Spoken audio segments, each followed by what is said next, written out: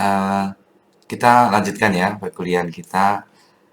Nah, mohon maaf mungkin pada akhirnya 2 kelas saya gabung gitu ya, karena tadi pagi suara saya nggak bisa keluar, sehingga baru sore ini dan itu pun masih bindeng-bindeng ya.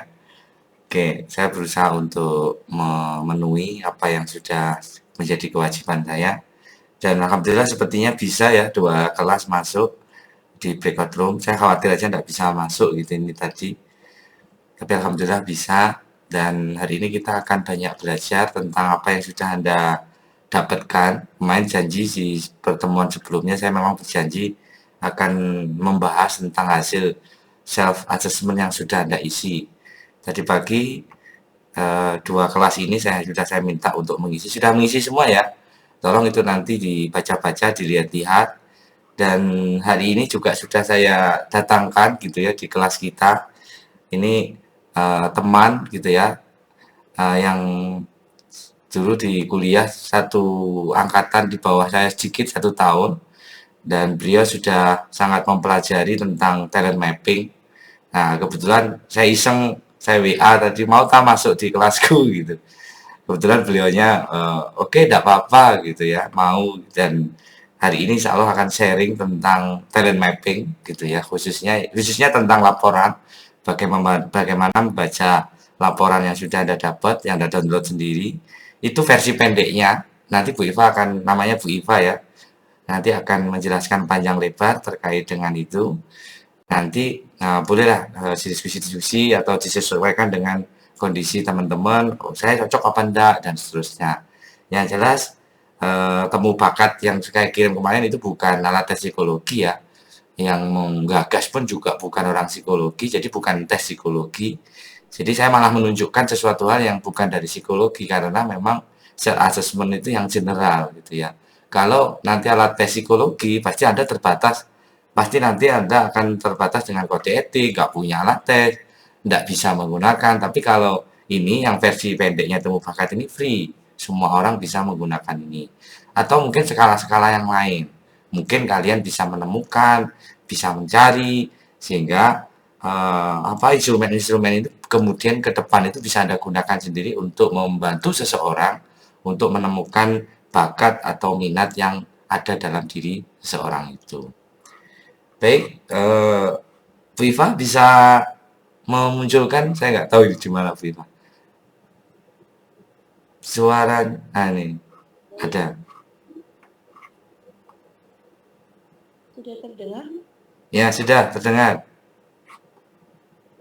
Agak didekatkan mungkin mic-nya atau laptopnya. Sudah? Sudah. Silakan Bu Iva, kami waktu dan tempat saya berikan kepada Bu Iva, saya juga menyimak gitu ya. Nanti saya juga menambahkan dikit-dikit kalau memang ada hal-hal yang mau disampaikan atau didiskusikan. Saya berharap teman-teman aktif, mumpung ada praktisi di bidang talent mapping, minimal Anda tanya untuk diri kalian sendiri lah gitu ya. Minimal hari ini Anda mengenal diri kalian lebih daripada yang minggu lalu kan gitu ya. Kalau minggu lalu kan kita hanya meraba-raba gitu ya. Hari ini benar-benar sudah ada satu instrumen di mana instrumen itu menggambarkan diri kalian. Silakan Bu Iva, langsung saya bantu share screen ya materi. Oke, baik. Assalamualaikum warahmatullahi wabarakatuh. Waalaikumsalam warahmatullahi wabarakatuh. Baik, salam kenal buat teman-teman apa adik-adik ini ya manggilnya. Biar lebih enak manggil teman-teman aja ya. Nah, perkenalkan saya Iva. Saya seorang praktisi talent mapping. Jadi nanti kita akan sharing dan diskusi lebih banyak terkait dengan materi talent mapping yang sudah teman-teman isi tadi ya sebelumnya.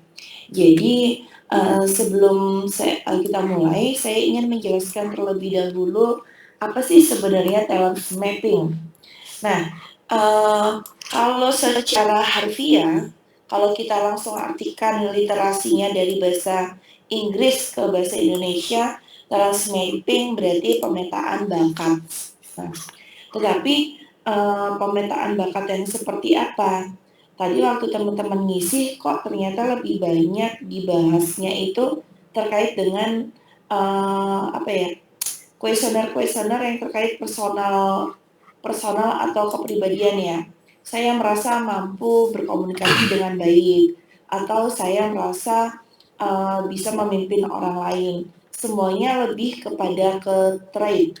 Nah, ternyata bahwa kalau dalam pendekatan talent mapping yang inisiasi sama foundernya, lulusan dari ITB, Teknik Fisika, dengan Abah Ramah kami kalau menyebutnya, mengambil dengan pendekatan dari Gallup. Nah, nanti mungkin teman-teman bisa googling sendiri tentang Gallup. Jadi Gallup itu salah satu tokoh dalam bidang manajemen, yang menginterview ratusan ribu orang untuk menemukan sebenarnya apakah setiap orang itu memiliki kepribadian yang berbeda. Jadi awal mula sejarahnya kalau kita runtut dari awalnya, historinya adalah karena Gallup ingin memetakan, membuat standar apa sih yang membedakan seorang engineering dengan seorang administrator. Sifat-sifat apakah yang dimiliki masing-masing job desk yang ada di dunia ini. Jadi akhirnya setelah dikumpulkan sama Gallup selama hampir 10 tahun, akhirnya ditemukan 34 tema bakat utama. Nah, itulah yang nanti akan menjadi landasan teori bagi teman-teman untuk memahami talent mapping itu sendiri. Oke, kalau kita ngomong sebenarnya kegunaannya talent mapping ini apa sih? Selama ini saya ngelakuin talent mapping ini buat apa aja gitu. Jadi saya jadi praktisi talent mapping dari tahun 2016. Nah, selama ini yang digunakan tuh buat apa? Misalnya talent mapping ini untuk dalam dunia untuk penjurusan. Kalau ini selama ini teman-teman mungkin lebih kenal tentang bahwa seseorang dijuruskan waktu SMA ya, teman-teman waktu SMA itu berdasarkan kemampuannya seperti eksak atau sosial, berarti kalau eksak masuk ke IPA, kalau sosial berarti masuk ke IPS, kalau dominannya bahasa berarti masuk ke bahasa. Nah, kalau dalam talent mapping, bahwa talent mapping ini digunakan penjurusannya berdasarkan bukan hanya dari kemampuan berdasarkan intelektual dan minatnya saja, tetapi juga berdasarkan bagaimana sifat-sifat alami yang dimiliki oleh seseorang individu. Karena dalam konsepnya talent mapping itu sebelumnya Bapak, dalam konsep talent mapping bahwa orang yang dikatakan sukses yang ingin diraih itu adalah ketika seseorang itu mampu produktif, mampu memiliki produktivitas diri yang unggul, yang kompeten berdasarkan sifat-sifat yang dimiliki. Jadi bakat dalam konteks talent mapping adalah sifat-sifat atau trait yang melekat, yang memang sudah dimiliki menjadi keunikan masing-masing diri kita semenjak kita dilahirkan. Jadi udah sebagai anugerah dari Yang Maha Kuasa. Mungkin teman-teman bisa lihat bahwa punya adik, punya kakak, dalam satu garis keturunan saja sifatnya bisa berbeda. Ada yang anaknya ekstrovert, terus ternyata adiknya kok introvert. Terus ada yang orangnya teliti, tapi kok kakaknya ceroboh banget. Karena memang itu kalau dalam pendekatan talent mapping itu merupakan sifat-sifat alami yang melekat dan menetap menjadi bagian dalam diri kita yang sudah ada sejak kita lahir. Nah, bagaimana sifat-sifat yang melekat ini menjadi suatu hal yang produktif itu adalah yang dikatakan sukses dalam konteks talent mapping. Jadi ketika pendekatan talent mapping ini digunakan untuk penjurusan, misalnya waktu saya melakukan bukan misalnya untuk penjurusan rekomendasi karir perkuliahan gitu ya, yang baru-baru ini saya lakukan di Pondok Al-Izza Batu, bahwa misalnya ada orang minat ingin menjadi kedokteran. Berarti syarat utamanya seseorang menjadi dokter adalah yang pertama, dari segi IQ itu harus memenuhi minimal, kalau untuk standar-standarnya kampus setahu saya itu adalah 120, atau taruhlah turun-turun 115. Dia punya semangat, passion untuk menjadi dokter. Lalu dia apakah kemampuan intelektualnya dalam hal logika, terus dalam hal mengingat dengan alat ukur IST itu mendukung. Lalu kita juga cross check dengan hasil ST30-nya. Apakah memang si anak ini dia mempunyai, seorang dokter itu kira-kira ada yang tahu nggak? Kalau menjadi seorang dokter itu karakter atau sifat apa aja sih yang harus dimiliki seorang dokter? Ada yang mau bantu jawab?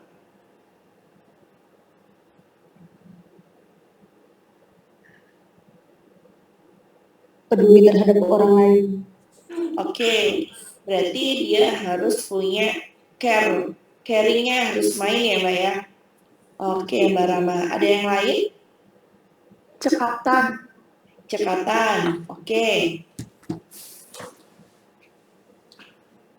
Gigi, Bu. Gigi. Oke. Ada lagi? Analisis, Ibu. Nah, analisis. Lalu?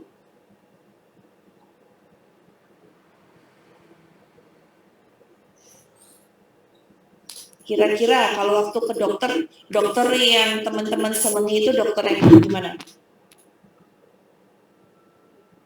Komunikatif, Bu. Oke, komunikatif. Jadi ketika misalnya kemarin waktu saya ngetes, ada satu anak udah turun-temurun 3 generasi menjadi dokter semua. Secara IQ dia nggak ada masalah. Terus passion dia juga ada. Tetapi ternyata dari hasil ST30-nya dia bukan tipikal orang yang caring. Dia bukan seorang caretaker.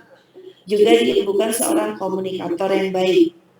Lalu akhirnya dengan pendekatan talent mapping ini, akhirnya yang saya rekomendasikan bukan menjadi seorang dokternya, tetapi lebih kepada farmasinya. Kenapa kok farmasi? Karena masih satu rumpun terhadap kedokteran, dia juga masih bisa support saudaranya yang lain. Nah, karena dia tidak punya kemampuan komunikator, bukan seorang komunikator yang baik, tetapi di sisi lain dia punya kemampuan untuk menekuni dunia medis. Jadi kurang lebih fungsinya seperti itu talent mapping. Jadi sebagai pembanding untuk melihat keunikan dan potensi diri yang dimiliki. Misalnya kalau kita ngomong menjadi seorang psikolog, hal mutlak apakah yang harus kita penuhi karakternya?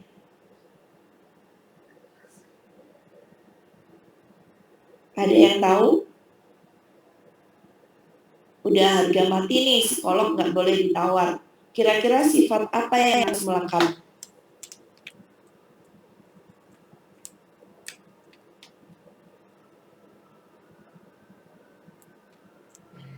Mungkin hampir sama kayak dokter sih, Bu. Kayak dia harus care, dia harus analis, dia harus komunikatif, kayak gitu sih Bu, menurut saya. Jadi harus hampir sama kayak dokter. Oke. Pertanyaan saya akan lebih spesifik lagi. Adakah beda sifat yang harus dimiliki sebagai psikolog asesor untuk rekrutmen sama psikolog pendidikan yang melayani ABK?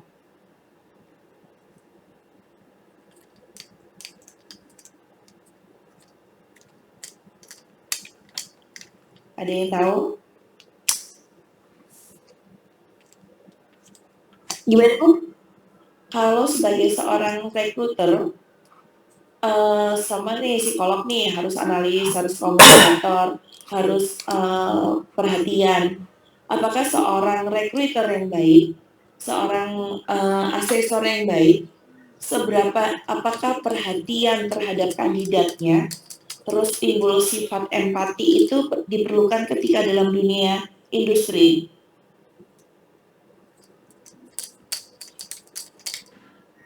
Kalau menurut saya itu tidak perlu sih. Maksudnya kita perlu memberikan perhatian terhadap hal-hal detail gitu ya dari orang yang ingin kita rekrut gitu ya, kayak sifatnya kayak gimana gitu. Cuman dalam hal empati, dalam hal bagaimana kita mendengarkan keluh kesah mereka itu tidak diperlukan sih Bu. Tidak terlalu diperlukan. Menurut saya sih kayak gitu. Oke, benar Mbak Ramah. Kalau misalnya rekruternya, asesornya terlalu banyak berempati, malah nanti tidak bisa jadi objektif gitu ya. Jadi banyak membenarkan dari pendapat atau histori ketika wawancara nantinya. Nah, kalau misalnya empati untuk menjadi psikolog, misalnya sebagai psikolog terapis ABK, empati memahami bahwa bagaimana berkomunikasi terhadap orang tua, terus melayani bahwa kepada anak-anaknya, itu menjadi yang paling dominan, yang untuk dibutuhkan menjadi seorang psikolog untuk dunia pendidikan gitu. Bagaimana kita berempati menghadapi situasi orang lain. Nah, hal-hal yang seperti inilah yang bisa kita ungkap walaupun bukan tools psikologi ya. Talent mapping ini membantu kita memberikan perspektif baru, perspektif yang berbeda dalam memahami, menganalisa, terus memahami seseorang itu secara utuh gitu.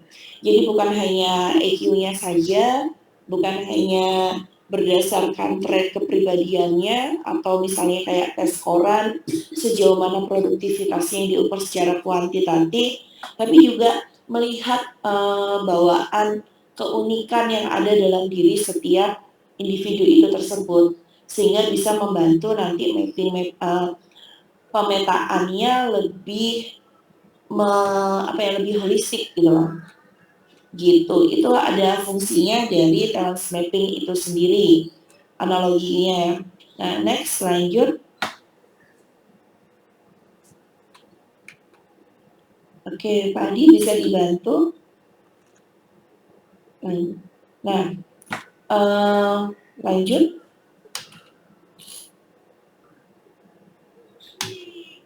Oke. Nah, kita semua kan harapannya bahwa teman-teman ketika lulus nanti ya langsung bisa menunjukkan produktivitas diri, langsung bisa mendapatkan pekerjaan yang ideal. Kalau menurut teman-teman sendiri, ketika pekerjaan itu dikatakan ideal, itu yang seperti apa? Ada yang mau membantu untuk sharing? Bu, saya mau coba. Oke, baik.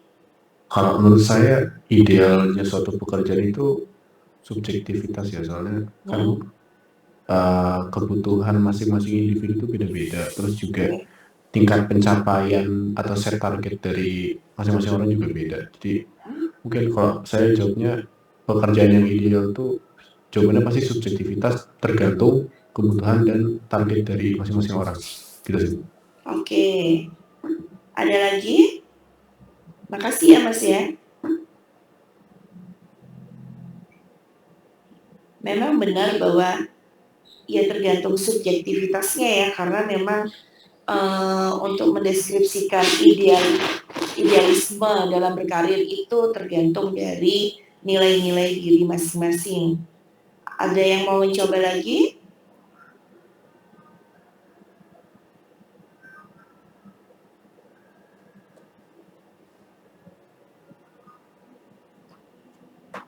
Yang lain? Oke, jadi harapannya secara umum bahwa orang yang ketika dulu saya lulus ya, berapa tahun yang lalu, berarti 15 tahun yang lalu kurang lebih, bahwa bekerja itu adalah ketika harus di kantor, dari office, terus sebagai trainer, bisa ke sana, bisa ke sini, bisa sebagai recruiter. Terus ketika saya masuk ke dunia kerja, oke, recruiter. Ternyata jadi seorang recruiter itu juga tidak langsung wow, enak hanya tampil kerennya aja, tapi di balik layarnya pekerjaan administrasinya ketika saya bukan seorang administrator yang baik, itu kan ternyata memberikan tekanan yang tersendiri gitu. Nah, ketika misalnya kita lebih memahami bahwa apa sih sebenarnya keunikan diri kita, maka kita akan menjadi lebih paham. Oh, oke, aku bercita-cita sebagai seorang recruiter, misalnya seperti saya. Tetapi kelemahan saya adalah bukan seorang admin yang baik. Maka recruiter jenis apa yang akan saya lakukan? Oh, ternyata saya hanya sampai di level lebih baik saya yang mobile, merekrut dari kota A sampai kota Z, daripada saya harus yang mengentry datanya. Lebih baik saya yang langsung berhadapan dengan calon karyawan untuk interview dalam satu hari misalnya 15 orang, daripada saya yang harus memberikan report laporannya. Jadi bahwa kalau dalam konsepnya tadi Mas Bagus bilang bahwa itu tergantung subjektivitas, iya, memang benar. Tetapi kalau dengan pendekatan talent mapping ini, oke, masih aja sebentar.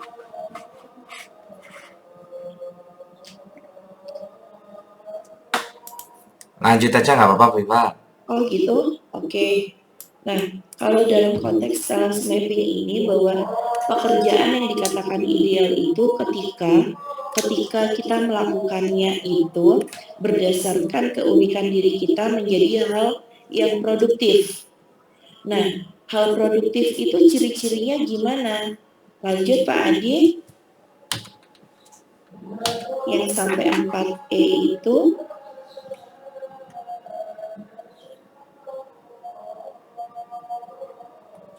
lanjut.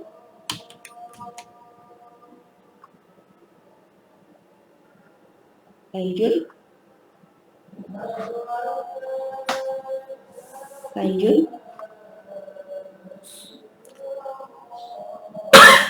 Lanjut.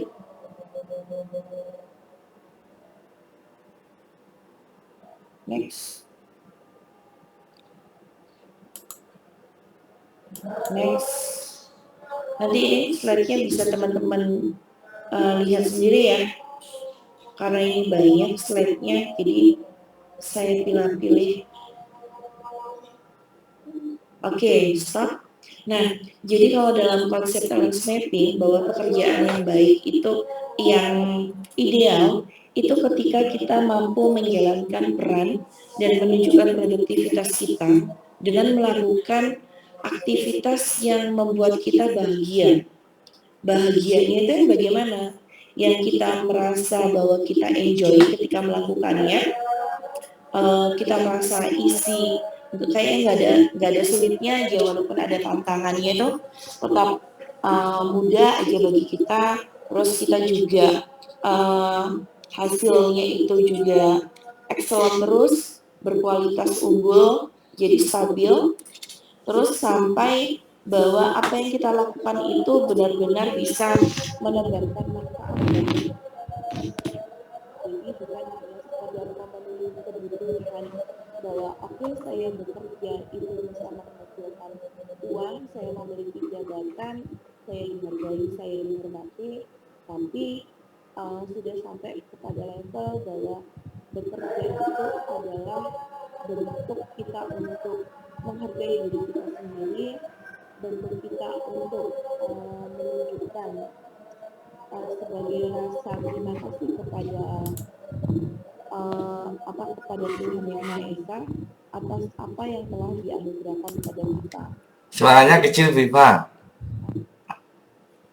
Jadi untuk ulangi bahwa kalau dalam konsep talent mapping, untuk bekerja yang dikatakan ideal itu adalah ketika kita mampu mengenali dan memahami apa yang kita miliki, apa potensi kita, apa yang menjadi minat kita, dan ketika kita sudah on track, tanda-tandanya adalah kita merasa mudah untuk melakukannya.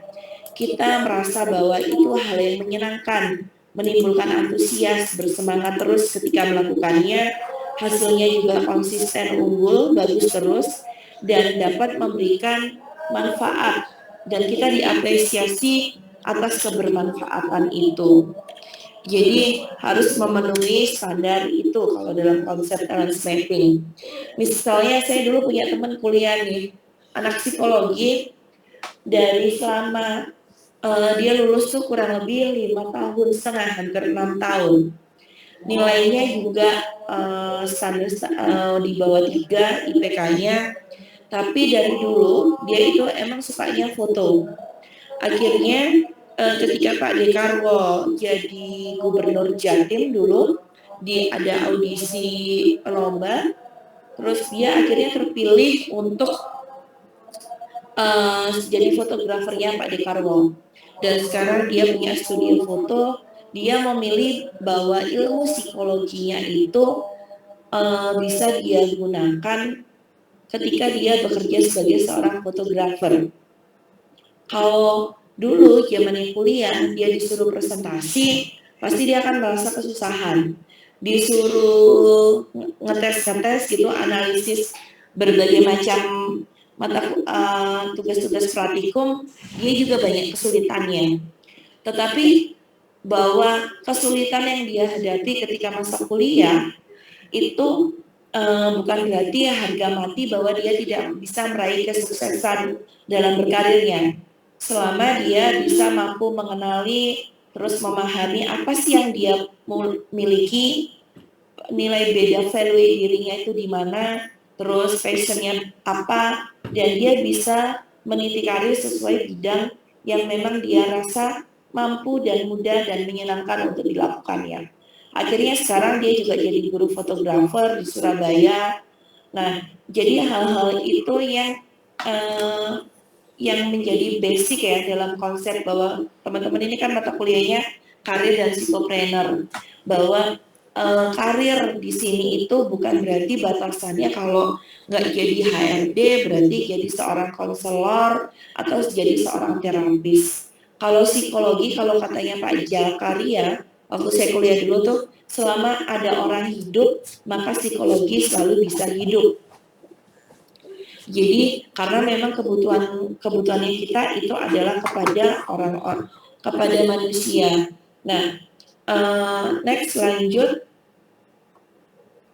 Nah, salah satu lanjut. Oke. Nah, salah satu ketidakmampuan teman-teman dalam mengenali jurusan ini mungkin sekarang tuh lagi beberapa waktu lalu viral di TikTok, kayak di TikTok, di IG, tunjukkan ijazahmu apa, pekerjaanmu saat ini apa, gitu. Jadi ternyata memang orang di Indonesia itu hasil penelitiannya ada sekitar 87% yang ada salah jurusan. Kenapa kok salah jurusan ini terjadi?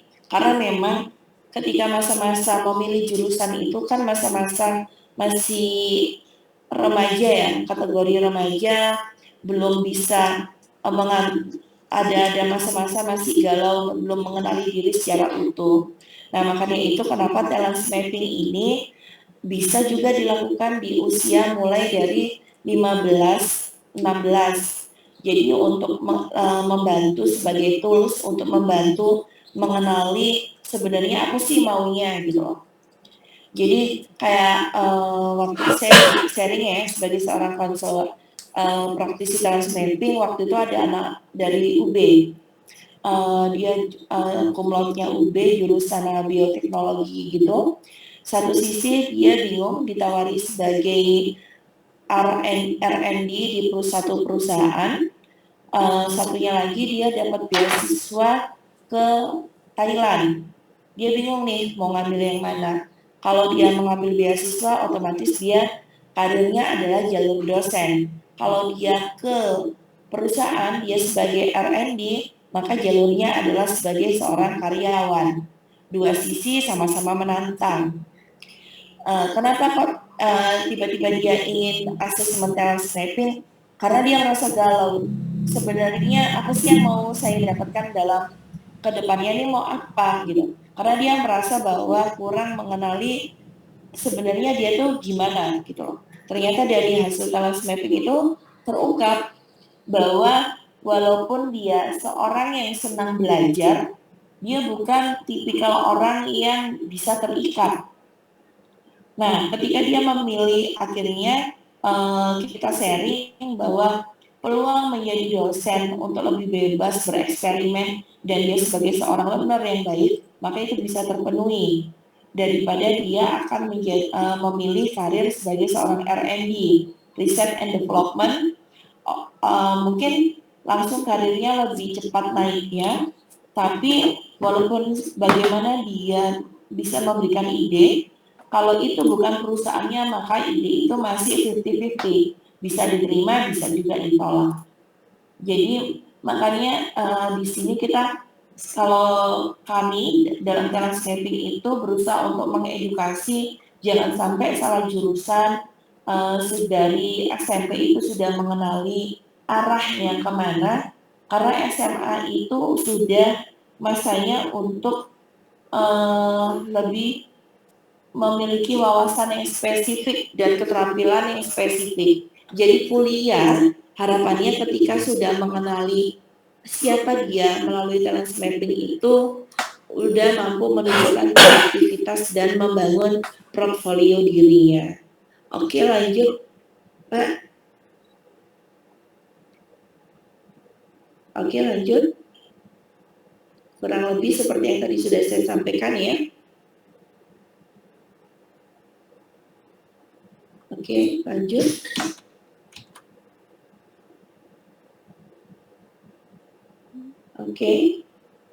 Oke. Nah, ini Gallup itu. Oke. Lanjut.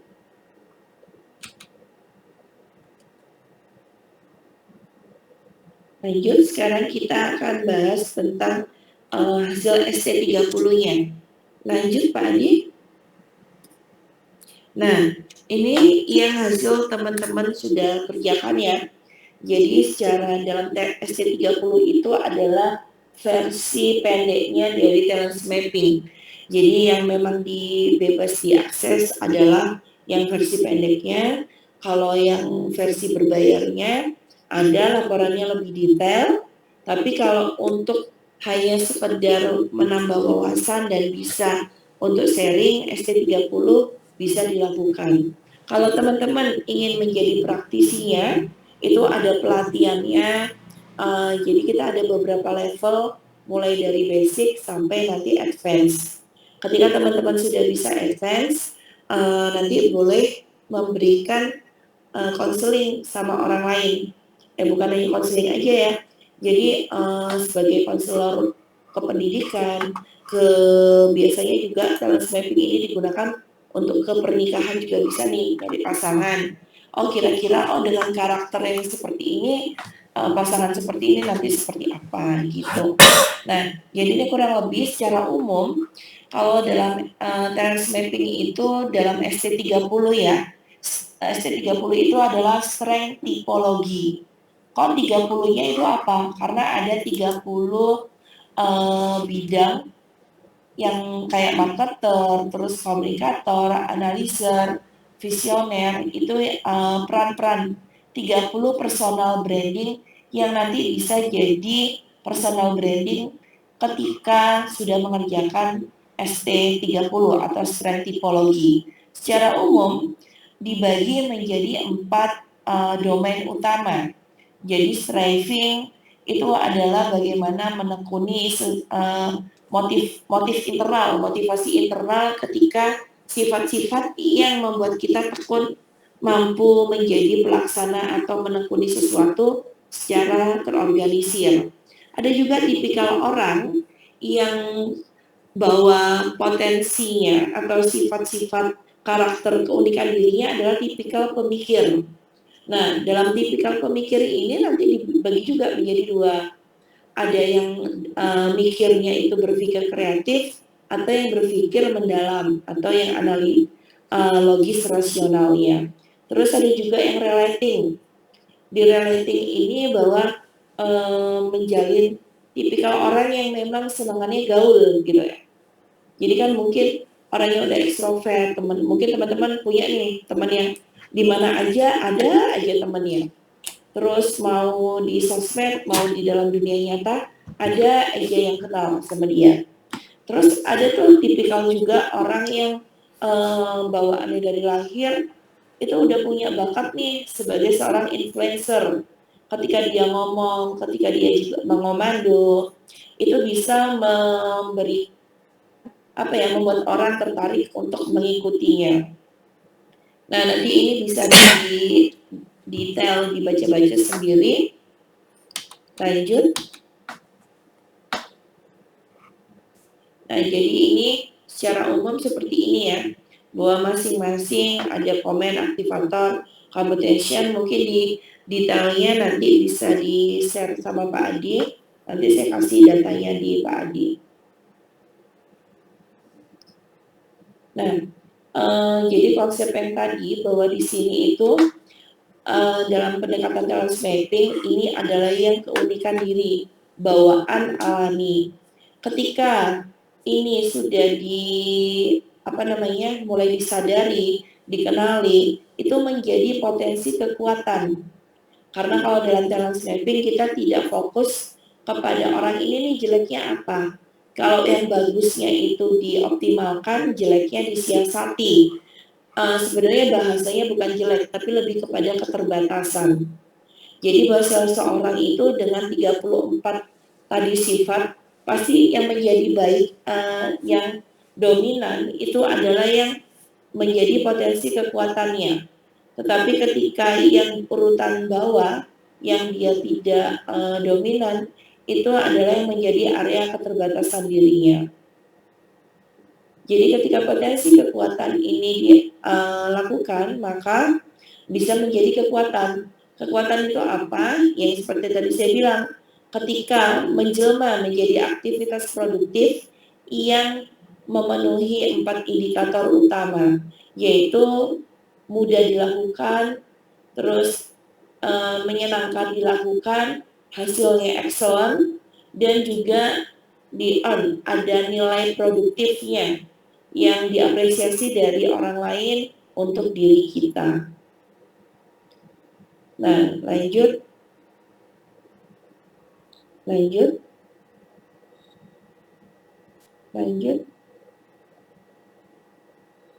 Oke.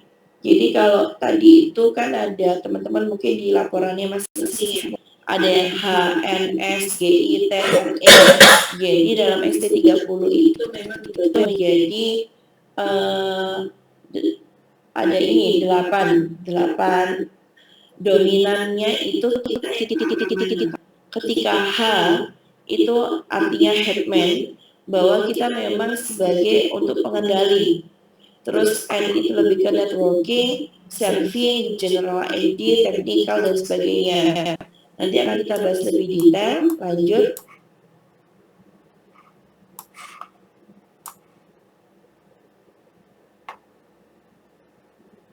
Langsung ke halaman terakhirnya Bapak. Oke, ini teman-teman udah dikerjakan ya. Memilih yang cocok dan tidak cocok. Baik, nah ini hasilnya teman-teman. Jadi di sini ada yang merah, ada yang kuning, ada yang hitam, ada yang abu-abu. Cara membacanya adalah yang pertama, kita lihat ketika merah itu adalah berarti potensi bakatnya, keunikan diri teman-teman yang teman-teman yakini bahwa teman-teman itu merasanya seperti itu adalah yang warna merah.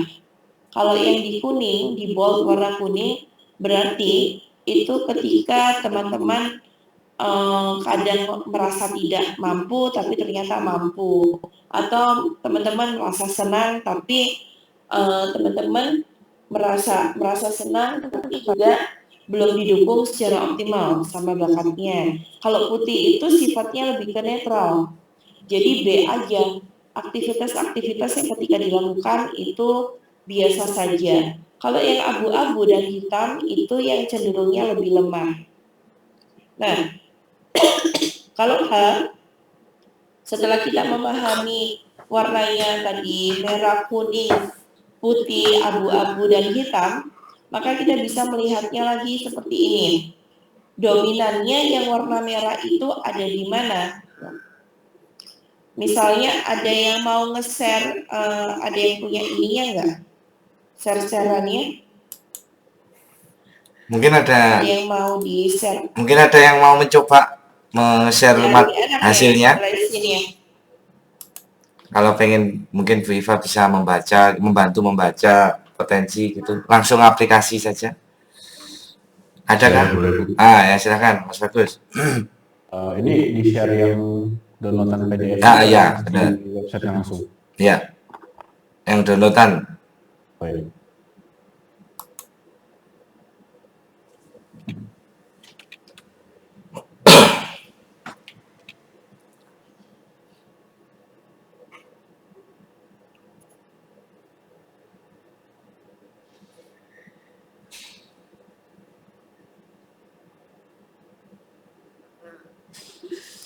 Oke, ini Mas Bagus, panggilannya emang Mas Bagus gitu ya? Iya, Mas Bagus. Oke, di ini agak dinaikin bisa nggak? Diturunin. Jadi zoomnya dikecilkan Mas. Oke. Nah, jadi kalau dari hasilnya ini ya, kira-kira ketika kita melihat cara membacanya seperti ini. Yang pertama kita lihat nih, yang dominan banyak merah dan kuning itu di bagian yang mana? Bisa dibantu? Kita sama-sama, kira-kira teman-teman melihat di sini yang dominan merah dan kuning di mana?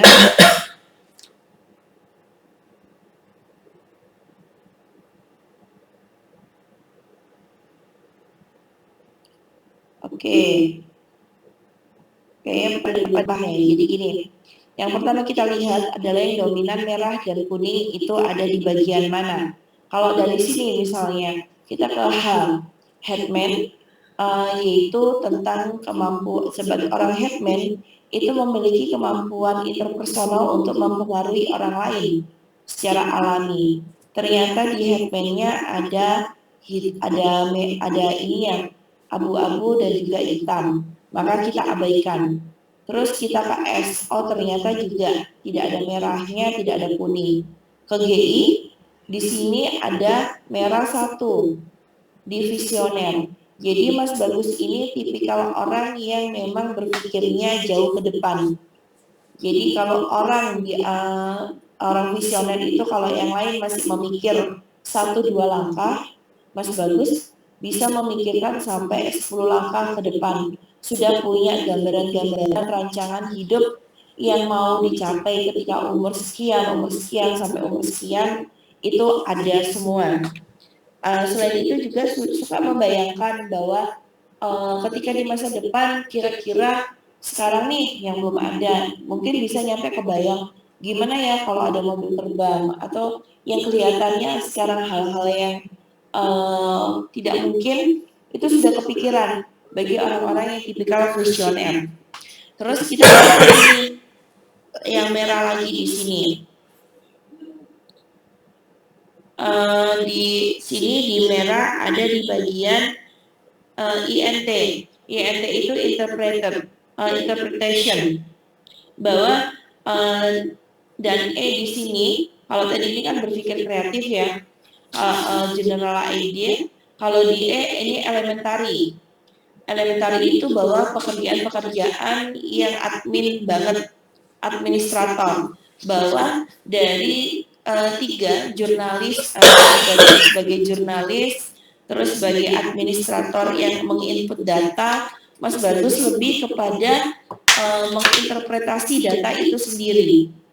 Nah, kenapa kok bisa lebih senang ke interpretasi data ini? Karena ternyata dipengaruhi itu di sini bahwa kemampuan berpikirnya didukung sama kemampuan analisa yang dominan juga. Jadi analisanya juga merah, evaluasinya juga sebagai evaluator itu juga merah. Terus sebagai explore suka menginput, mencari-cari data itu juga lebih dominan. Jadi makanya ketika diminta untuk sebagai analisa data atau sebagai misalnya dan mengotak-atik data itu lebih cepat daripada hanya sekedar menginput data atau mengurutkan data itu secara sistematis. Terus dari analisa tadi udah kita langsung ke sini ke motivasinya. Ini motivator bahwa ketika networking dengan orang lain itu ternyata yang ini cukup dominan karena kuningnya ada 2, bahwa memang Mas Bagus suka untuk memotivasi orang lain, mengajari orang lain, terus juga tidak canggung ketika harus berperan sebagai ambasador atau mengkomunikasi sebagai public relation untuk mewakili ketika tampil di depan umum. Nah, kalau di headman sendiri mempengaruhinya lebih ketika dalam memimpin itu tipikal orang yang leader yang mengkoordinir. Jadi bukan mengkomando, bukan hanya sekedar main perintah, tapi dirancang benar nih, ini kamu bagian ini, kamu ini sudah diatur dengan seksama dari awal. Dan ketika ada konflik pun lebih memilihnya itu sebagai mediator gitu loh. Jadi ayo juru damai ya, berusaha untuk mendamaikannya. Tetapi dibandingkan dengan N hanya lebih dominan sebagai N. Jadi untuk sebagai leader ini kurang didukung sama keunikan dirinya gitu. Yang lebih didukung lebih sebagai ketika bersosialisasinya itu di N sama untuk di berpikirnya. Jadi tipikal orang yang senang gaul tapi juga senang mikir. Jadi mau kerja di balik layar ataupun di depan layar itu masih bisa gitu. Dan akan lebih passionate ketika mampu bekerja sebagai seorang leader dan juga orang yang dikasih kesempatan atau peluang untuk memberikan banyak ide-ide out the box-nya untuk diaplikasikan atau dijadikan realita gitu. Nah, kira-kira Mas Bagus ada bagaimana tanggapannya? Kalau saya kaget gitu, soalnya hampir sebagian besar benar. Oke. Itu aja yang saya. Oh gitu ya. Kenapa kok bisa berarti kalau sebagian besar benar, berarti Mas Bagus sudah mampu mengenali dan memahami siapa diri Mas Bagus. Jadi, karena sifatnya ini kan self questionnaire ya. Jadi semakin kita memahami diri kita sendiri, maka hasilnya validitasnya semakin baik. Tapi kalau kita masih galau nih, ragu, iya nggak ya, iya nggak, maka lo kok bisa seperti itu, kayaknya nggak aku banget deh gitu. Saya pernah nemuin gitu. Ya saya kembalikan lagi, lah waktu misinya gimana? Ngerjakannya benar-benar dipikirkan, resapi apa hanya asal jawab gitu. Itulah kelebihannya talent mapping ya. Jadi praktis untuk dilakukan, ST30 ini free. Terus mungkin nanti teman-teman bisa manfaatin nih kalau misalnya lagi ada tugas, misalnya untuk career development untuk anak SMA atau SMK. Jadi untuk hal praktis seperti ini bisa dilakukan. Tapi kalau untuk yang lebih detail nanti bisa baru yang berbayar.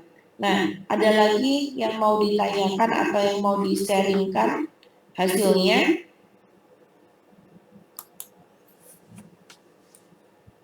Saya boleh Bu Iva. Iya. Ini kan sebentar Mas Bagus. jangan ditutup, mau membahas punya Mas Bagus. Oh ya Pak, maaf Pak, bentar Pak. Itu kan dari aspek A dan seterusnya itu kan kalau kita lihat Mas Bagus ini kan hampir semua ada yang merah gitu ya. Nah itu pada akhirnya kan kalau kita lihat potensi mendinamikakan gimana ya, artinya kan H ada, N ada, R ada, jadi tidak mengelompok pada satu titik gitu. Ya, karena memang begitulah manusia Pak Adi, bahwa tidak bisa dominan pada satu rumpun, semuanya itu tuh sangat dikit ya yang seperti itu. Benar-benar. Jadi memang kita itu sebarannya ada, tetapi sebaran inilah yang akhirnya nanti bisa kita tarik kata kuncinya nih dari sini kan misalnya bahwa Mas Bagus nih tipikal seorang yang pemikir juga, kalau misalnya untuk kalau untuk rekrutmen ya, misalnya saya mau merekomendasikan ini sebagai seorang MT bisa masuk. Kalau misalnya di manufaktur ya, manajemen trainee ini cocok. Karena apa? Karena di sini dia suka menganalisa, berpikir out the box, terus mengevaluasi harian, leadernya ada, tapi leadernya masih di level bukan sebagai leader yang inspirasional gitu, tapi leader yang sebagai seorang supervisor. Terus untuk pekerjaannya pun dia masih pemikir, tapi juga dia bisa sosialisasi. Jadi memang keunikan dari sebarannya inilah yang bisa menjadi keunikan diri seseorang. Gitu. Oke, Nah, oke. yang Mungkin ada yang lain mungkin mau bertanya atau mau yang lain yang share screen? Cukup? Ini saya tambahkan sedikit ya Pak ya. Jadi kalau misalnya udah tahu sebarannya seperti ini, berarti yang perlu disiasati adalah kemampuan teknikalnya. Mas Bagus sama sekali di sini tidak ada kuning, tidak ada merah sama sekali. Sama di kemampuannya di serving. Bukan caretaker, oke. Kalau dibutuhkan dia bisa care, dia bisa caring, tapi bukan sebagai dia akan mudah canggung ketika misalnya bekerja sebagai seorang terapis ABK gitu ya, bahwa melayani itu dia lebih senang untuk menganalisa ini kenapa ya anak ini diagnosanya seperti itu, kira-kira rancangan pendidikannya yang baik bagi dia seperti apa ya, daripada dia benar-benar ayo deh sama kakak apa yang bisa kakak bantu gitu. Jadi kalau untuk bekerja misalnya dalam untuk di terapi seperti itu kelemahannya. Nah, ada lagi yang lain? Ayo silakan, mumpung ada Bu Iva memberikan membantu gitu ya.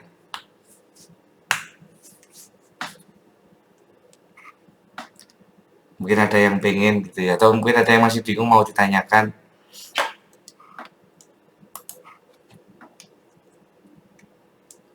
Bu, saya mau tanya.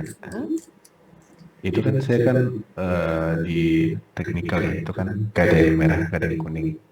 Itu maksudnya mempengaruhi dalam skala yang besar nggak ke saya gitu, apa emang itu normal apa gimana ya? Oke. Kalau boleh saya tahu kalau dalam kesehariannya, kalau misal Mas Bagus suka utak-utak enggak? Apa ya Bos? Paham nggak untuk bahasa utak-utak? Iya, paham saya jawab Bu. Iya, oke, kayak suka bongkar-bongkarin misalnya kayak komputer nih, di otak-atik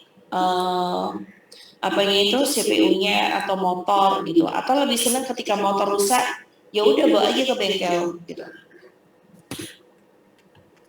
Kalau otak-atik CPU mungkin nggak pernah ya, cuman kalau beberapa hal yang emang rasa itu kayak agak rusak, beneran itu masih bisa gitu. Cuman kalau yang utak-utak sampai bongkar-bongkar itu kayak nggak terlalu sih. Nah, jadi ya, karena yang di bagian teknikal ini tuh yang utak-utak secara mendalam, gitu ya. Jadi dari melakukannya, melakukan sebagai operatornya, terus sebagai set keeper-nya itu memastikan tidak ada kerusakannya, memastikan kualitasnya terjaga, sampai memproduksinya. Mungkin ketika punya nggak pengalaman ketika dulu sekolah dari SD, SMP, kalau bikin prakarya, seneng nggak? Jujur enggak sih Bu. Susah Nah, soalnya. merasa kesulitan kan? Iya. Kenapa merasa kesulitan? Karena ya memang bukan tipikal seorang produser gitu loh. Jadi Mas Bagus lebih kepada konseptornya. Jadi konsepnya tuh main. Ini nih kudunya gini nih, bentuknya seperti ini, bahannya ini, ntar kebayangnya gini. Tapi ketika eksekusi, jadinya tuh malah nggak sesuai apa yang sudah dikonsep. Seringnya seperti itu. Nah, kalau dalam talent mapping, maka ketika pekerjaan-pekerjaan yang sifatnya teknik, kolaborasi sama teman yang emang mumpuni dalam hal teknik. Jadi ketika dalam tim nih misalnya Mas Bagus main konsepnya, nih ya ntar gini-gini kita event bakal gini-gini.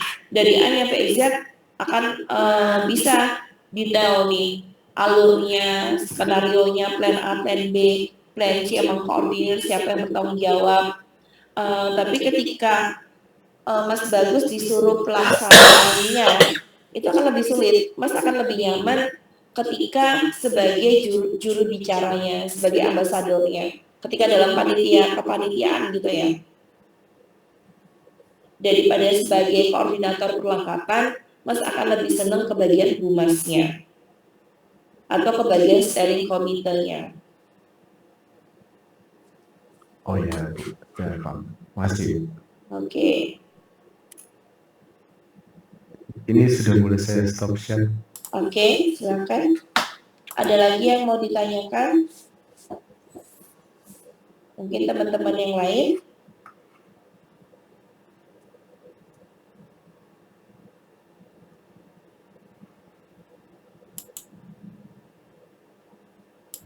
Ibu saya boleh bertanya? Iya, siapa dulu nih? Oh iya, itu dulu aja. Saya kedua. Oke, silakan. Ibu kalau mau minta tolong buat lihat punya saya boleh Bu? Ini di share aja Mbak.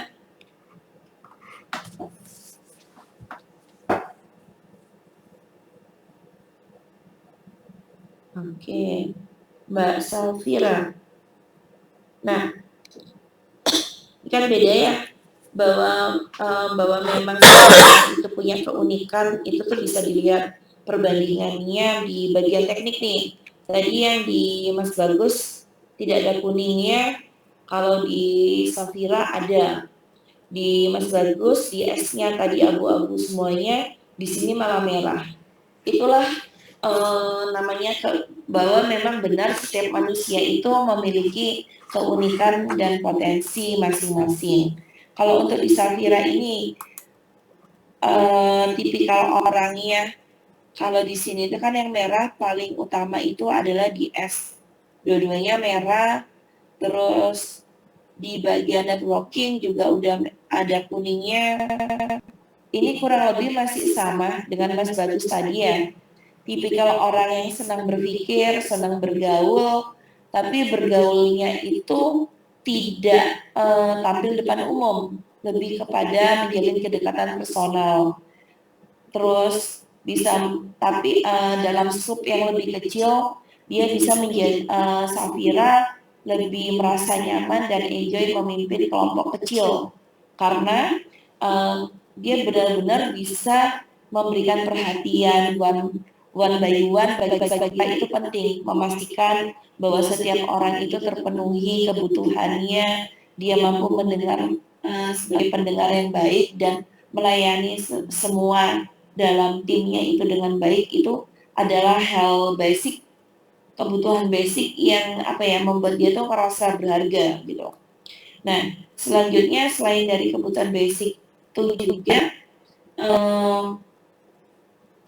nah bedanya kalau Mas Bagus tadi itu ada visioner, terus ada berpikir kreatifnya ini masih kuning. Kalau di Safira dia lebih ada merancang desainnya. Jadi konsepnya juga ada, memastikan itu step by stepnya itu dilakukan secara berurutan. Tapi itu bukan menjadi yang utama, karena bagi yang utamanya adalah di analisa ini, menganalisa bahwa semuanya itu sudah urut, prosedural, logis, hitung-hitungannya masuk. Jadi trial story di sini itu hitung-hitungan ketika dalam melakukan sesuatu itu harus ada asas untung ruginya. Jadi ini nih hitungannya ini membawa berapa besar manfaatnya, marginnya sejauh apa, terus kira-kira bakal resiko kerugiannya ada enggak gitu. Nah, terus juga senang untuk jurnalis. Jadi ketika Mbak Safira boleh tahu dulunya suka nulis diary curcol dalam buku harian enggak? Suka ya, karena itu ya daripada cerita ke banyak orang, bikin status tentang kegalauannya, bagi seorang Mbak Safira lebih suka untuk menulisnya secara runtut dalam buku harian. Jadi jurnalis di sini itu lebih kepada kegiatan literasinya sebagai penulis, terus sebagai dengan membaca itu bisa merasakan healing kan. Menulis dan membaca adalah dari healing. Iya nggak Mbak? Iya benar. Nah, kalau di sini eksplornya, suka mengumpulkan data ya, kayak suka pengen tahu, nyari tahu A, B, C, D. Tapi banyak orang nih kalau misalnya HP di bagian screenshot itu lebih lumayan banyak ini, karena dikit-dikit wah kayaknya ini penting nih di screenshot, wah kayaknya penting di screenshot, tapi belum tentu itu dievaluasi benar-benar mana yang penting apa enggak. Ketika ada tugas kuliah nih, kayaknya semua judul jurnal misalnya tentang psikopreneur itu udah ada di database komputer di laptop, tapi belum tentu itu benar-benar yang sesuai kebutuhannya, karena evaluasinya itu kurang. Terus untuk restore, untuk mengembangkan, memperbaikinya itu juga masih abu-abu gitu. Jadi senangannya ngumpulin data, membaca, menulis, terus habis itu dari data-data itu tuh dicari intinya apa, dianalisa one by one, terus benar-benar kayaknya ini benar-benar manfaat nih, ini emang ini. Jadi segala sesuatu ketika melakukan sesuatu itu penuh pertimbangannya dulu. Nah, itu modelnya Mbak Safira. Tapi juga punya kemampuan nih, kalau misalnya sebagai berhubungan dengan orang lain, tipikal yang lebih satu orang aja gitu loh. Misalnya kalau misalnya teman-teman, kalau dulu zaman saya tuh ada kayak kita namanya tuh kayak konseling kelompok gitu ya. Ada kalau Mas Bagus, mungkin Mas Bagus akan sebagai openingnya di depan. Baik teman-teman, kita hari ini adalah diskusi bla bla bla. Kalau Mbak Safira lebih memilih untuk mepet aja satu orang dari awal, katanya nanti gimana? Jadi nanti saya bantu kamu untuk ngembangin kesulitan kamu, apa yang perlu kamu ceritain, nanti cerita ke saya, saya sebagai konselormu gitu. Jadi lebih seperti itu. Ada tanggapan dari Mbak Safira? Udah 95% berasa yang ibu bacanya udah bener sih Bu. Gitu ya, oke. Nah, jadi kalau misalnya nih rencananya mau karir lulus dari psikologi ini mau ngapain? Pengennya bisa lanjut ke psikolog juga sih Bu, bagian klinis. Klinis, oke. Kalau misalnya dengan seperti ini klinis gitu ya, kalau misalnya kita ngomongin main ke ABK gitu, maksudnya sebagai psikolog bisnisnya bikin rumah tumbuh kembang itu cocok ini dengan yang seperti sebagai ahli parenting ABK gitu sesuai gitu. Oke, ada yang mau ditanyakan lagi?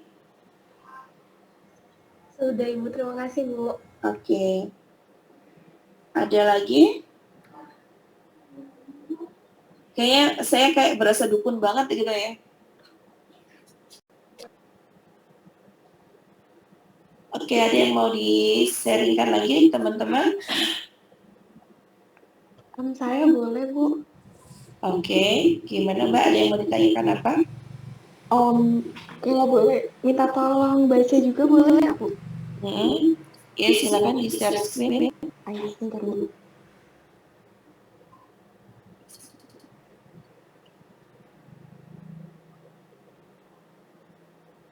Oke.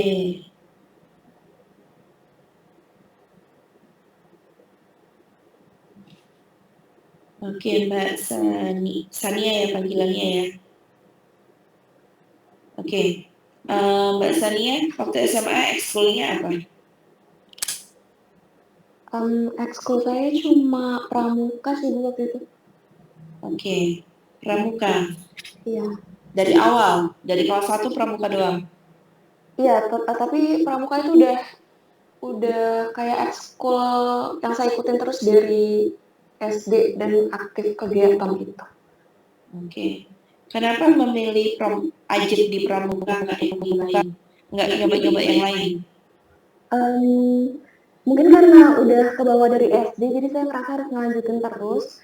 Terus juga kalau pramuka itu kan kegiatannya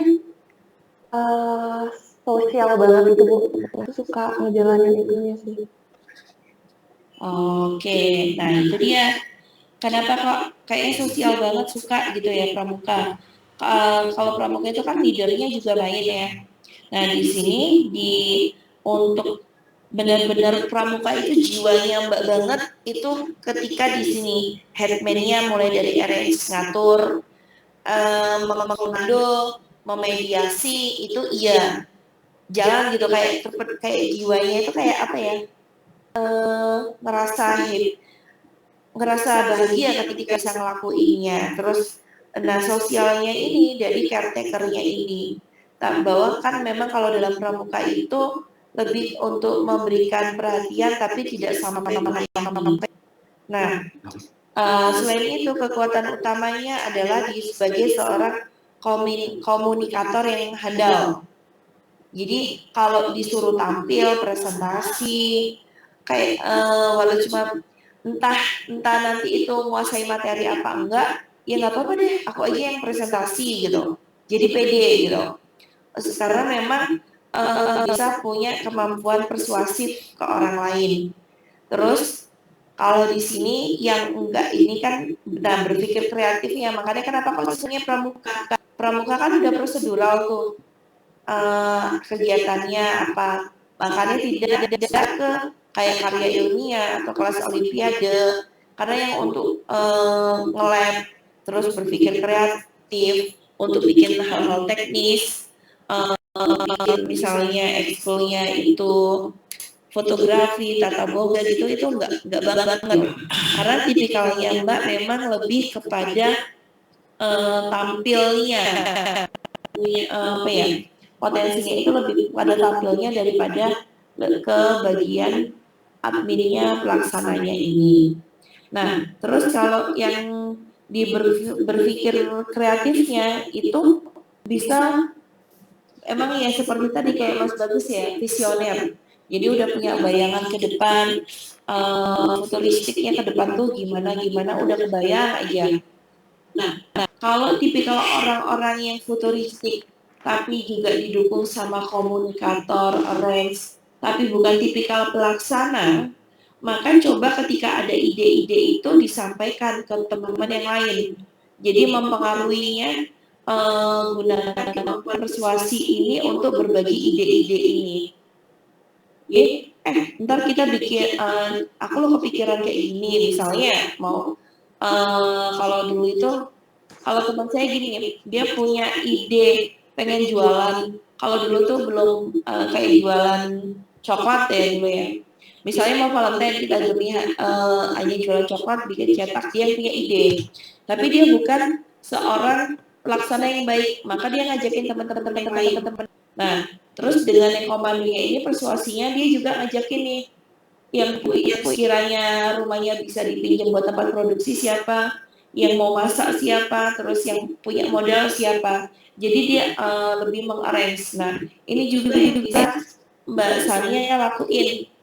Jadi sebagai yang apa ya, kayak sebagai konsep apa ya, kayak konseptor desain thinking ya, apa yang untuk mengaturnya. Nah, terus dengan kekuatan yang segala hal itu dianalisa, akhirnya bisa meminimalisir kesalahan. Jadi planningnya itu bisa A sampai Z gitu. Ini ada mungkin dulu mahasiswanya Pak Adi juga ya, dulu dia IPK-nya cum laude, pinter gitu ya, angkatan kalau nggak salah 2005 tahun yang lalu gitu ya, saya kenal ya. Sekarang aktifnya itu di IO Manten.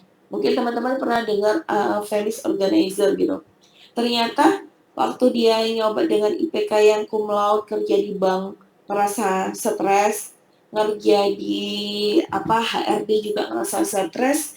Ternyata ketika dia kerjanya itu di IO Manten, dinamis, terus bisa melayani, bisa mengatur sebagai komunitor yang baik, dianalisa sesuai kebutuhan mantennya, dia ngerasa bahwa sudah mendapatkan pekerjaan yang mindfulness gitu, bahwa udah bekerja sesuai jalur fitrah dirinya gitu. Waktu cerita-cerita ke saya, karena apa? Karena dia sudah bisa memenuhi itu. Nah, Sania ini kalau dari gambaran ini tadi itu langsung yang kelintas itu ya yang kakak kelas kalian itu yang saya pernah kenal ya.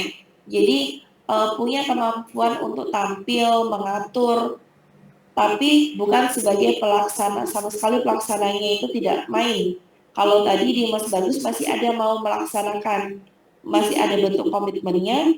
Kalau yang di Mbak Sania ini benar-benar hanya sebagai seorang leader dan komunikatornya gitu. Mau gimana tanggapannya Mbak Sania? Ya Bu, saya ngerasa banget sih, soalnya kadang misalkan saya ada ide-ide gitu, itu saya bisa banget untuk nge-eksekusinya gitu loh Bu. Jadi lebih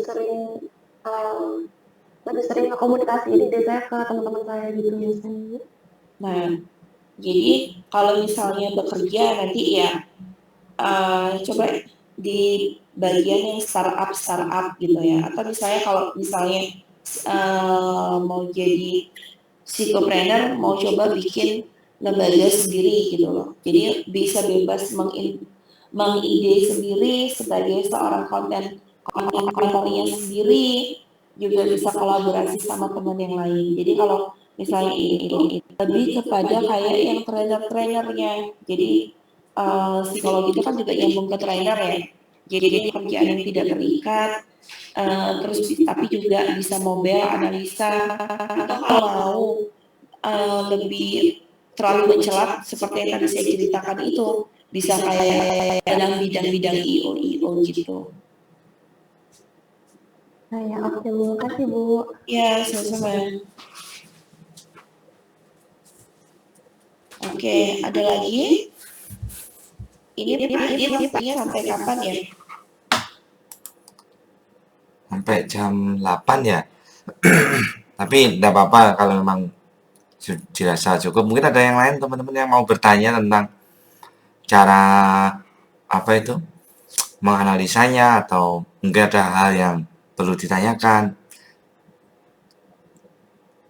Mungkin nggak Bu Iva, hitamnya itu banyak gitu? Kalau yang item banyak itu yang berbayar Pak. Nggak, hitamnya banyak, warna hitamnya banyak. Oh iya, hitamnya banyak. Kalau dalam ST30 itu nggak mungkin, pasti Oh, nggak 9. mungkin ya. merahnya kuningnya 5-7 gitu, karena memang dalam setiap lembar gitu ya, kita itu pilihlah 5-7 yang cocok atau yang tidak cocok gitu.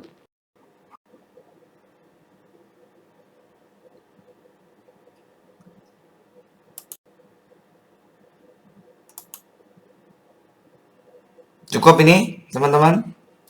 Mumpung ada Vival ya, gratis lagi. Kalau di luar sudah bayar ini. Ya Allah. Ada lagi yang mau ditanyakan?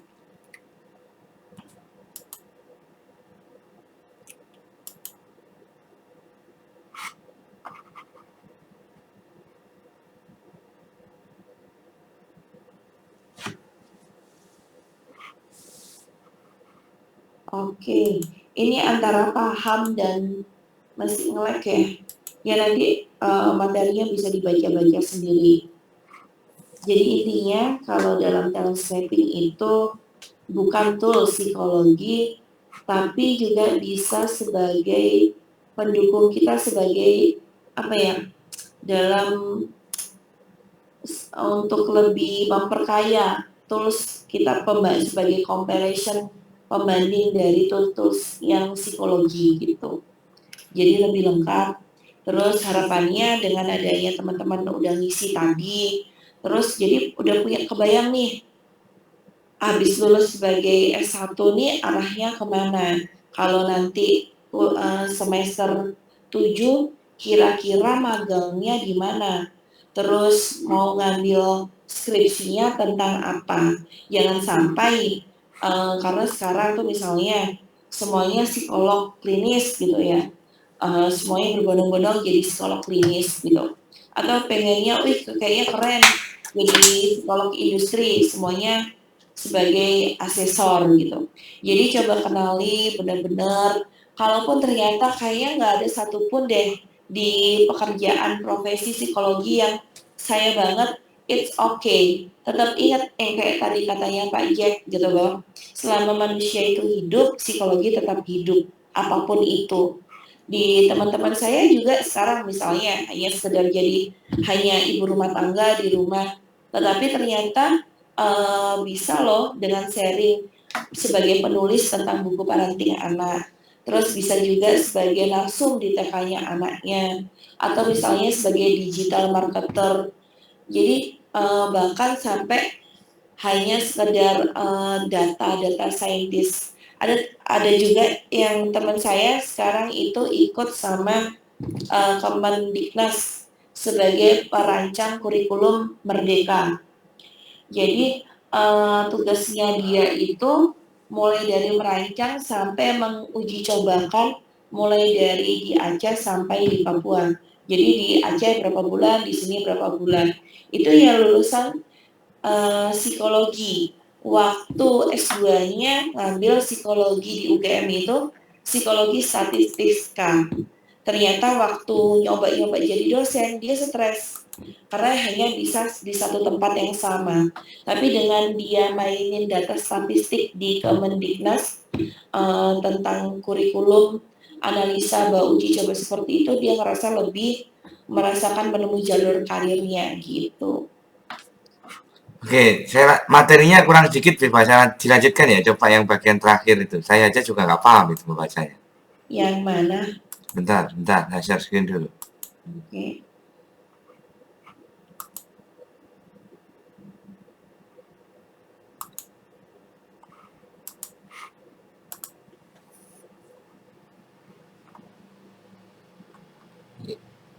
Yang anak thread ini apa Bu? Mungkin bisa dibantu jelaskan.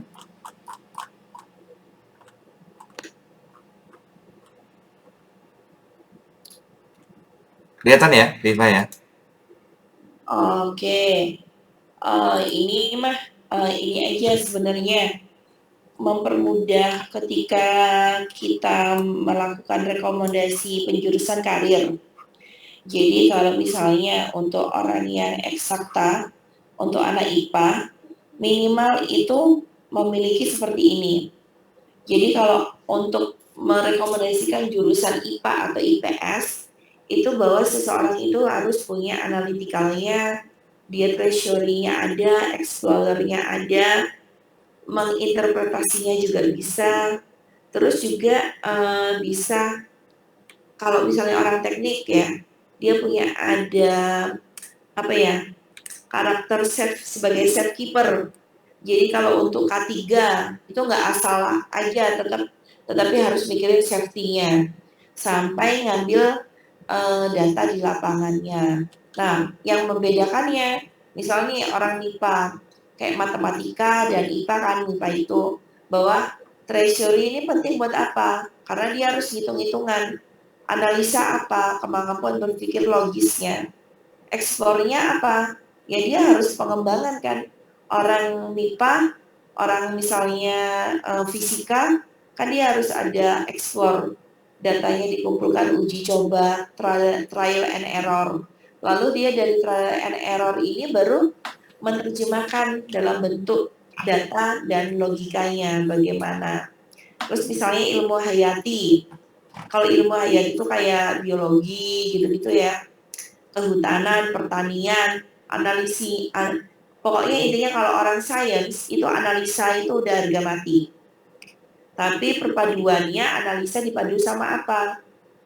Nah, kalau hayati ternyata perpaduannya, perbedaannya sama IPA itu dia nggak menerjemahkan data, Pak, tapi lebih kepada safe keeper-nya.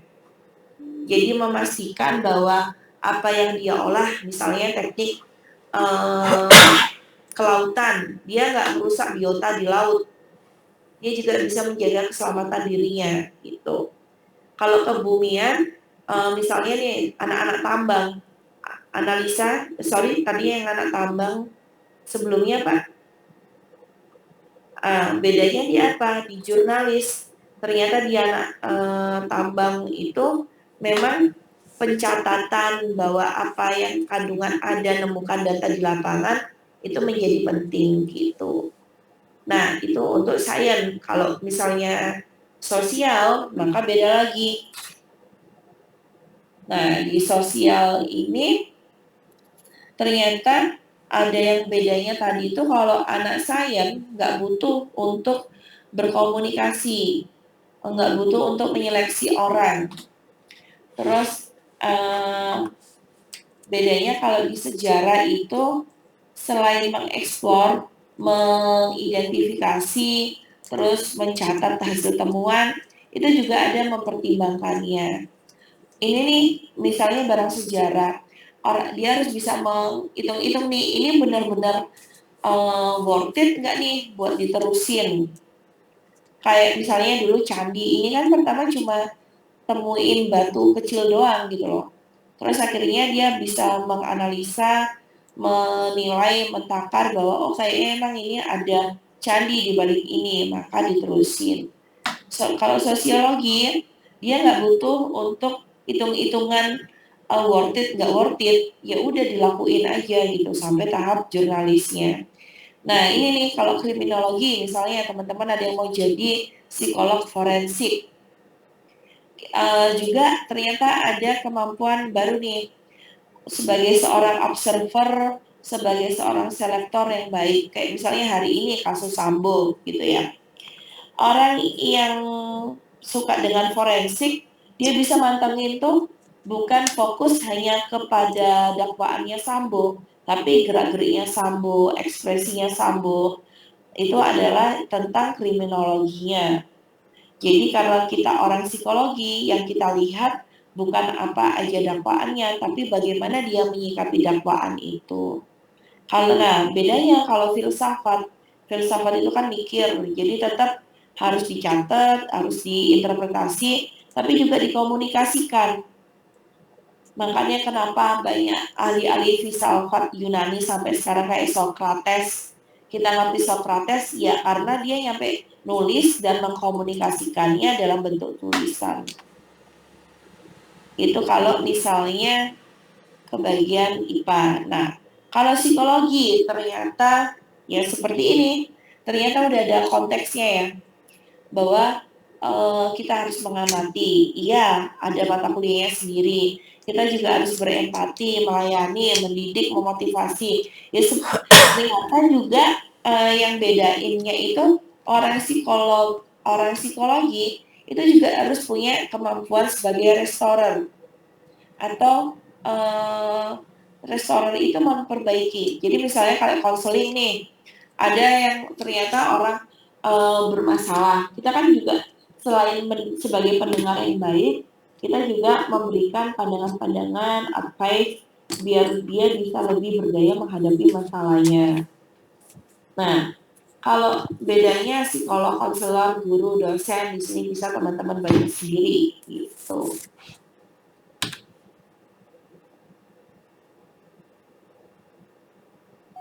Kalau teknik juga ada, ekonomi ada. Jadi res, des, ini nanti teman-teman bisa lihat di hasil downloadannya itu kan ada beberapa halaman ya, nggak cuma halaman depan aja. Itu ada penjelasannya masing-masing. Analytical tuh apa, explorer tuh apa, producer itu apa, gitu.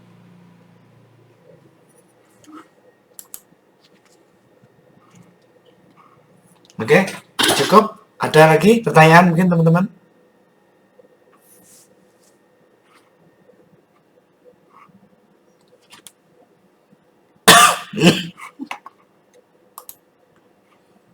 Ada yang mau ditanyakan? Oke, saya rasa cukup ya, Bu Iva. Terima kasih atas waktunya, Bu Iva, untuk berbagi ilmu, sharing di sini pada teman-teman. Semoga ini menjadi inspirasi saja bahwa Bu Iva ini satu psikologi ya, D1, dan beliau sudah bisa membuat jasa layanan konseling karir ya namanya, lebih ke talent mappingnya. Nah, ini menjadi inspirasi aja buat teman-teman ke depan. Artinya benar kata Bu Iva tadi, menjadi seorang sarjana itu tidak berpikirnya selalu HRD aja melulu gitu ya, atau konselor aja, atau di BK atau apapun. Tapi apapun ya, selama ada manusia, di situ sebenarnya peluang untuk psikologi itu masih ada gitu ya. Di mana ada masalah itu sebenarnya bisa jadi menjadi masalah manusia ya. Itu bisa jadi menjadi peluangnya orang psikologi gitu ya. Kalau kalian bisa menangkap, ya itu menjadi sesuatu hal yang menarik, dan itu pada akhirnya akan mendatangkan rezeki gitu ya. Kayak seperti bakat ini di Indonesia ini belum begitu aware ya terhadap bakat, itu belum, ya buktinya masih kalau kita lihat data-data masih banyak mahasiswa salah jurusan, terus macam-macam, kasus-kasus anak keluar dari nggak sesuai dengan jurusan masih banyak ya. Nah, itu kan menarik, itu salah satu bukti bahwa di Indonesia ini belum begitu aware terhadap bakat atau minat yang ada dalam diri individu itu. Baik, itu saja Bu Iva, terima kasih atas waktunya. Nanti kelas ini absennya saya buatkan di LMS, sekaligus nanti hasilnya juga diupload di LMS biar ini nanti menjadi data yang menarik. Siapa tahu nanti ini bisa dianalisis menjadi data yang menarik. Orang psikologi itu kayak apa sih gitu ya, potensinya. Ini menarik sekali kalau kita mau bedah gitu ya. Oke, itu saja ya teman-teman. Saya akhiri. Wassalamualaikum warahmatullahi wabarakatuh. Waalaikumsalam. Terima kasih Pak, terima kasih Bu. Terima kasih Pak. Terima kasih Pak. Terima kasih Pak.